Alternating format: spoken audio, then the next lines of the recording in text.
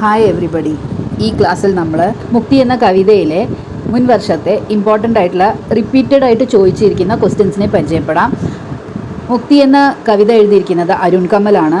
അദ്ദേഹം ജനിച്ചിരിക്കുന്നത് 15 ഫെബ്രുവരി 1954 അദ്ദേഹത്തിൻ്റെ പ്രമുഖമായിട്ടുള്ള രചനകളാണ് അപ്നി കേവൽധാർ, സബൂത്ത്, കവിത ഓർ സമയ, പുത്ലി മേ സൻസാർ. പ്രമുഖമായിട്ടുള്ള പുരസ്കാരങ്ങൾ അദ്ദേഹത്തിന് തേടിയെത്തിയിട്ടുണ്ട്. അതിലെ ചിലതാണ് ഭാരത് ഭൂഷൺ അഗർവാൾ സ്മൃതി പുരസ്കാർ, സോവിയറ്റ് ഭൂമി നെഹ്റു പുരസ്കാർ, ശ്രീകാന്ത് വർമ്മ സ്മൃതി പുരസ്കാർ, രഘുവീർ സഹായ് സ്മൃതി പുരസ്കാർ, ശംഷേർ സമ്മാൻ, സാഹിത്യ അക്കാദമി പുരസ്കാർ. ഇനി നമുക്ക് ഈ പാഠത്തിലെ റിപ്പീറ്റഡ് ആയിട്ട് വന്നിരിക്കുന്ന ക്വസ്റ്റ്യൻസ് നോക്കാം. ഏപ്രിൽ 2020 വന്നിരിക്കുന്ന ക്വസ്റ്റ്യൻ ആണ്, തും रोए नहीं तुम हिले भी नहीं बैठे रहे चुपचाप पाव पर पाव धरे इन पंक्तियों का तुम कौन है यह पंक्तियाँ किस कविता में से उद्धृत है. അതായത് ഇത് 2 മാർക്സ് ക്വസ്റ്റ്യൻ ആയിട്ടുള്ള രീതിയിലാണ് വന്നിരിക്കുന്നത്. അപ്പോൾ ഇത് ഏത് കവിതയിൽ നിന്നാണ്, ഈ കവിതയിലെ തും എന്ന് പറഞ്ഞിരിക്കുന്ന ഈ വരിയിലെ തും ആരാണ് എന്നാണ് ചോദ്യം. അപ്പോൾ 2 മാർക്സ് ക്വസ്റ്റ്യൻ ആയതുകൊണ്ട് തന്നെ ബ്രീഫായിട്ട് പറയേണ്ട ആവശ്യമില്ല, डायरेक्ट पॉइंट टू पॉइंट आइट आंसर है. यह पंक्तियाँ अरुण कमल जी की कविता मुक्ति में से हैं, जहाँ अध्यापक पिता अपने बेटे को पढ़ाने बैठे हैं और बेटे को तुम कहकर संबोधित करते हैं.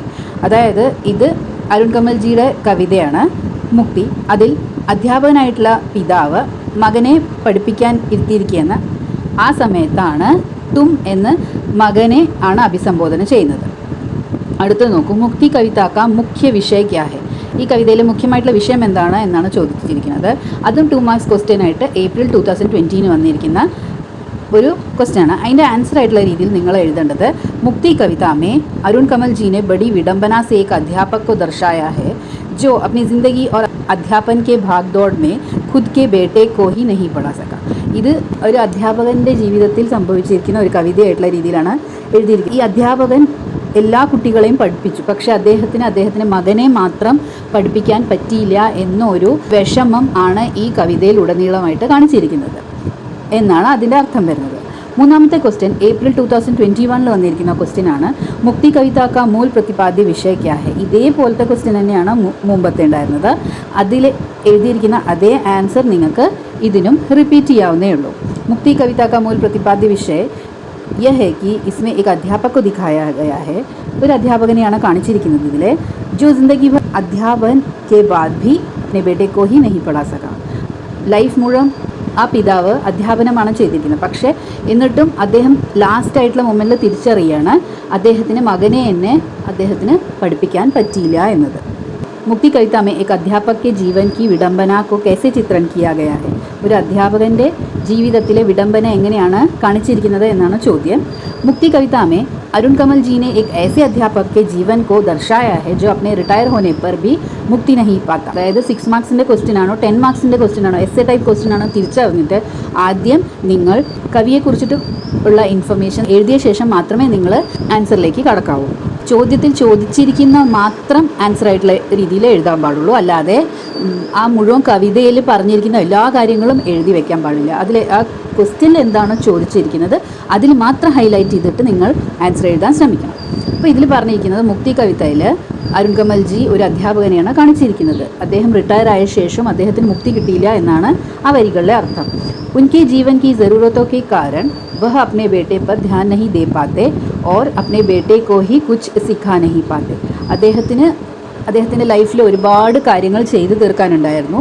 അതുകൊണ്ട് തന്നെ അദ്ദേഹത്തിന് അത് ചെയ്തു തീർക്കുന്ന ആ ഒരു ഘട്ടത്തിൽ അദ്ദേഹത്തിൻ്റെ മകനെ ശ്രദ്ധിക്കാനേ പറ്റിയില്ല എന്നാണ് ആ വരികളുടെ അർത്ഥം വരുന്നത്.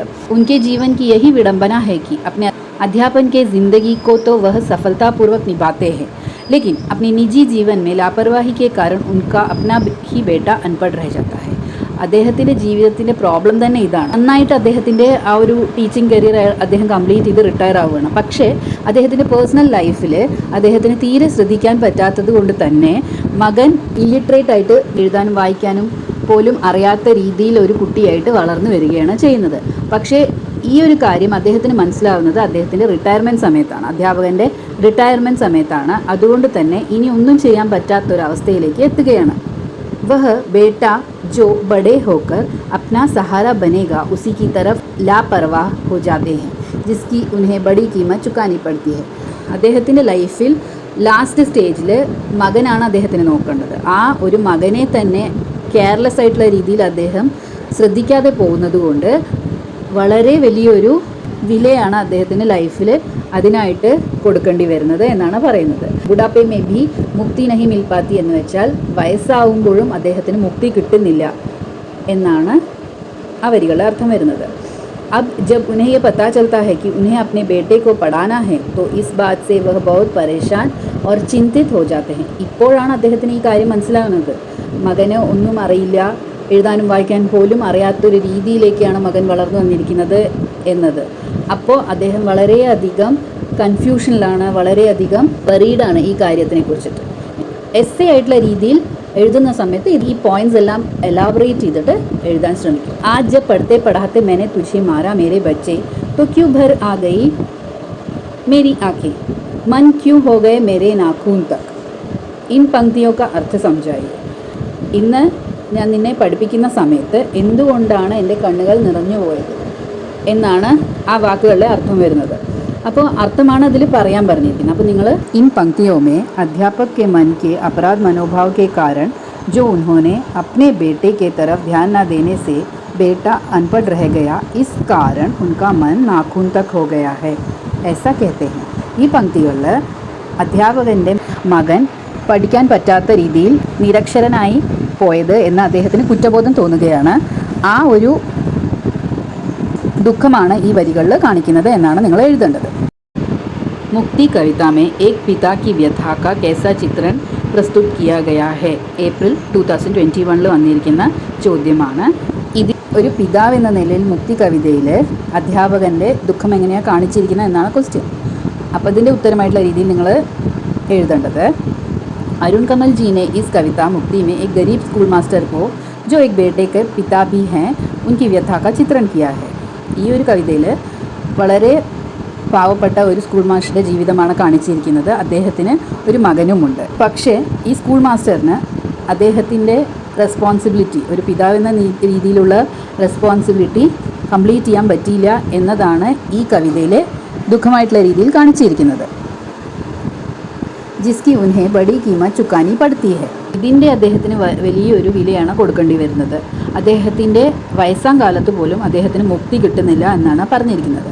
उनकी भागदौड़ वाली ज़िंदगी के कारण वह अपने बेटे पर ध्यान नहीं दे पाते और इस बात का एहसास उन्हें तब होता है जब वे रिटायर हो जाते हैं. അദ്ദേഹം വളരെ ബിസി ആയിട്ടുള്ള ലൈഫ് സ്റ്റൈലായിരുന്നു അദ്ദേഹത്തിന്. അതുകൊണ്ട് തന്നെ അദ്ദേഹത്തിന് പേഴ്സണലായിട്ടുള്ള രീതിയിൽ വീട്ടിലെ കാര്യങ്ങളൊന്നും ശ്രദ്ധിക്കാൻ പറ്റുന്നില്ല. ആ കാരണം കൊണ്ട് അദ്ദേഹത്തിൻ്റെ മകനെ പഠിപ്പിക്കാൻ അദ്ദേഹത്തിന് പറ്റുന്നില്ല. ആ ഒരു ബോധം അദ്ദേഹത്തിന് വരുന്നത് എപ്പോഴാണെന്ന് വെച്ചാൽ അദ്ദേഹം റിട്ടയർ ആവുന്ന ആ ഒരു സമയത്താണ്.